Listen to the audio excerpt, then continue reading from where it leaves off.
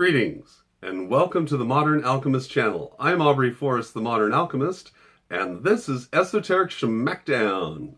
Today on Esoteric Schmackdown, we're going to be talking about Spider-Man Homecoming. We're going to quickly review the movie, talk about the characters, and then we're going to do a little bit of unmasking of the superhero and the supervillain, and see exactly who they are beneath all of that good stuff. Are you ready? Sweet, let's begin. First off, I really enjoyed this movie. It was really well paced. I really enjoyed the presentation of both the heroes and the villain, the costuming, everything, all of the technical side of the movie. Awesome. And of all of the Spider-Men that we've had over the last 17 years or so, this is by far the very best. Absolutely. He absolutely captures what you would imagine being lifted right off of the comic book page as the character, right down to the way his body looks in the spider suit. It's just, he's strong and wiry and agile, and he's affable and amiable, just really brilliantly cast and played. Everything worked. And what I really love is that they remind you that Spider-Man's a kid. I mean, he's just turned 15 and he's just young, and he still likes doing kid stuff. He still hangs out with his best friend. They still throw geeky Lego super Death Star models together.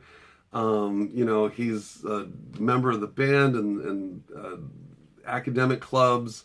I mean, he's just this all-around smart guy. And I really enjoyed it. I really enjoyed seeing that, being reminded of that. Marissa Tomei is amazing. This woman is absolutely ageless. She's so remarkable and charming, and she's perfect. And definitely she is so right for this part. It's nice to see Aunt May be updated. In fact, I like the fact that when Tony Stark when he interacts with Peter Parker, he still points out the fact that he's got a hot aunt. And it's great. The dynamic is just awesome, the awkwardness, because he knows his aunt's hot. And so it's really cool. And seeing Iron Man in there as a mentor was a lot of fun. It really is. Peter Parker's like the son he never had, and so he's hooking him up with all this super cool stuff. And it's just really cool. They do this really neat thing about sidekicks in the movie too. They call themselves the guy in the chair, and so it's neat to see all of those elements, and they show you that a real superhero never does it alone. That a real superhero or supervillain needs a team to get all that stuff done. And that brings me to Michael Keaton and his portrayal of the Vulture, which was amazing. Michael Keaton is amazing. And what is the deal with Michael Keaton playing all these guys who fly? I mean, think about it. Batman, Birdman, the Vulture. It's awesome. He plays all these guys. I mean, I could speculate and say that he is as an actor incarnates a particular archetype mythologically, and there could be some supposition that all the world is a stage and these actors are merely players who are going from one role to the next, including the role of being actor in the public eye. But that's for another topic altogether. In the meantime, let's talk about the Vulture. The Vulture was awesome. He was amazing. He was so cool. Those wings were so intimidating. And when he'd fly down in this huge armor suit, just gong, and the claws and all the weapons and the wings. I mean, those wings are so cool. And they did such a great job of explaining like how it works, I mean, in other words, and when I say great job, I mean, all a movie needs to do is set up some rules and go, these are the rules, and then keep those rules the rest of the movie, and it's awesome. And so like one of the rules is normal stuff doesn't break apart alien technology. You've got to use something as strong as alien technology to take it apart. And so that's like a rule they keep, and it's beautiful, and it does a great job. It's neat to see a movie that keeps its own rules, and it does it great. It's very satisfying, because then you're not surprised, and things happen as you would expect them, and it's really a nice thing. Michael Keaton's role is so textured and so layered. He's not just a bad guy. He's not just a guy who decides, I'm just going to be a criminal.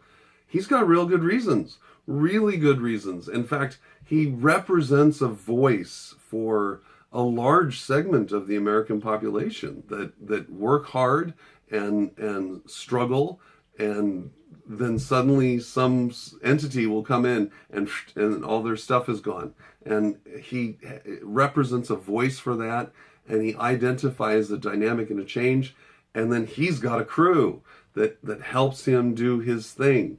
So the beginning of the movie starts that way, and it establishes Michael Keaton as a really credible guy, like really credible, and his motivation's credible, and it's earnest, and it makes sense, and what they do, his team's so smart. It's just really, really neat to see it executed like that. So the movie overall, fantastic movie. I really, really enjoyed it.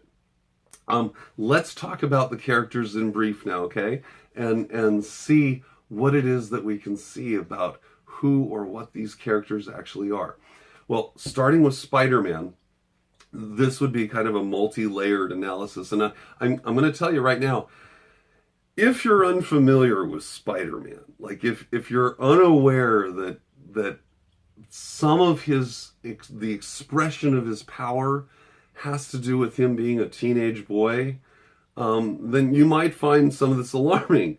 On the other hand, if you recognize that, like, the idea of him web slinging this white sticky substance from his hand could be an expression of a young man experiencing bodily emissions, then you have a whole different idea of what Stan Lee was thinking about when he was throwing together Spider-Man.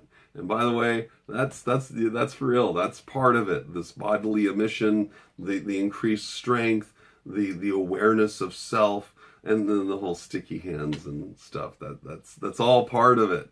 So if you're comfortable with that, good. If you're not, you should probably, I don't know, sort it out, because it's just Spider-Man. All right, so Spider-Man, in terms of who he is then, can be identified in a couple different ways. His name identifies him in association, if you go through a biblical astrotheological association.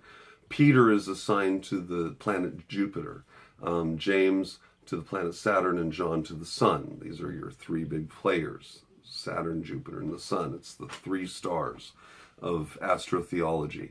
So his name alerts you that that's the case. The idea of him casting white stuff from his hand, we'll talk about in a minute, but that's associated with Egyptian mythology, and specifically a series of contests that he and Set had engaged upon to see whether or not one of or the other was suitable to rule in the stead of Osiris. So the colors of his costume are another alert, and this can be drawn from Kabbalah. The eyes of Horus are blue and red. The red's on the right, the blue's on the left.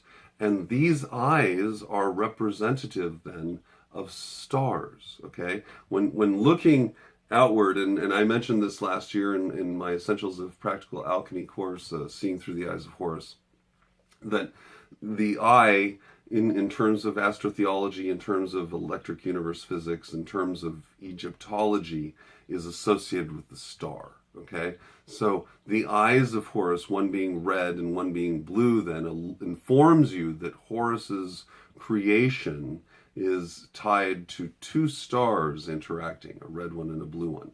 And then you get Horus, or you get Jupiter. All right? So one of the stories associated with Horus in his contest with Set has to do with, it's a sexual contest. And in this case, and realize that when you see in mythology a sexual contest or some kind of sex going on, if it's an association with a planetary astrotheological principle, then you're looking at an exchange of electrical potentials. So often one star then is discharging into another, or souping it up in one way. So in this contest, both Horus and Set are vying for dominance, which means I have the greater charge potential, and the one who loses then would receive the discharge from the other one. And of course, we have the sexual idea there of a discharge, a bodily fluid, right? In this case, the conditions of the contest were the person who had in some way ingested or received inside of themselves that discharge would then illuminate and glow golden white. And so in this contest, Set thought he had the better of Horus, but Horus captures his discharge in his hand and then cast it out before the gods so they could see that he in fact did not lose.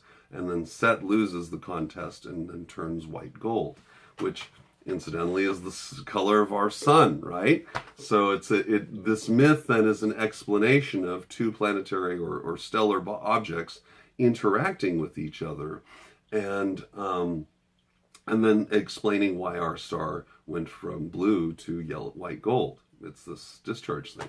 We're going to talk more about this a lot more when I talk about Robin Hood and King Arthur, and when we talk about other mythologies, which each of these are expressions of the same story, told and updated over and over and over and over again, so that the audience that's aware of it understands the update.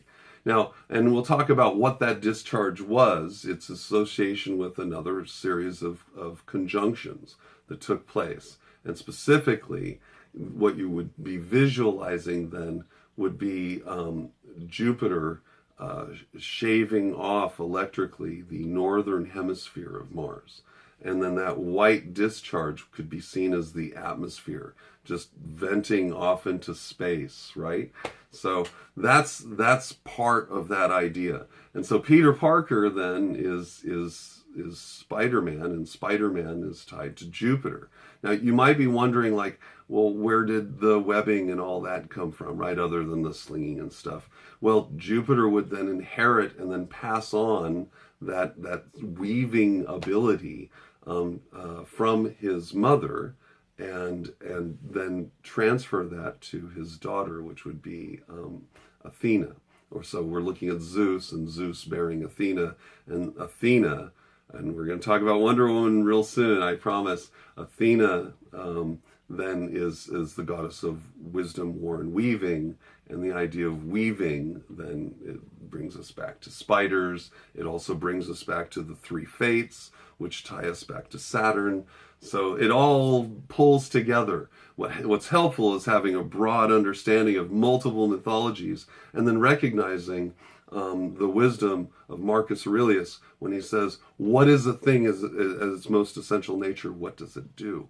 What's it like? What does it express? And then everyone has a certain job, so you're not going to see two gods do the same job. They all have their own bailiwick. So if you have a goddess or a god of wisdom and war and weaving, you can follow the chain of custody of all those different abilities and see where they inherited those from by association. So anyway, that kind of explains that as well for you. And as you see in one of the trailers, when Spider-Man leaps over a helicopter and from the Washington Monument, he extends his arms, and he's got as you see in the comic book, this webbing under his arms, which provides him a little bit of lift, and he flies over that. So there's that reference too. So anyway, there you go. Now, the vulture. Who's the vulture then? If Spider-Man is Horus, then who is the vulture? Well, we turn back again to Egyptian mythology to understand the vulture. The vulture is, in fact, the planet Saturn. How do we know? It's by association with the goddess Nekhbet. Nekhbet, who later is associated with the goddess Isis, is a vulture. It's a white vulture. And vultures in Egyptian mythology and as treated by those people at that time were viewed as a really family-orientated, nurturing animal that was a protector. Well, guess what? Those are all of the motivations that Michael Keaton has, which is why it makes him so credible. He's not just in it to make a lot of money. He's in it because he's a family guy and he wants to protect his family. And in fact, he even says at one point, I'd do anything for my family. So that's that vulture trait, that nurturing trait that you wouldn't expect. The other thing that's really cool is the characteristic of the vulture is that it's a scavenger. And so this is what Michael Keaton does from the start of the movie, is the guy who's a salvage operator. So you get this theme that carries through the entire time. It's really satisfying for someone like me to just watch the archetypes be so eloquently honored and then taught. The idea of him having two green eyes is tied to an association to a point in our ancient history when both the sun and Jupiter were blazing away, a kind of green turquoise. So, which, again, I'll talk about that as well. But I figured I'd start giving these little tidbits now so that you'd get a sense of what's coming. And also, you can start throwing these fragments together and go, aha, and have those aha moments. So, just remember that when superheroes are clad in a certain color, that's their skin, and it represents also their lineage, right? If their eyes are a certain color, that more than likely represents a positional reference.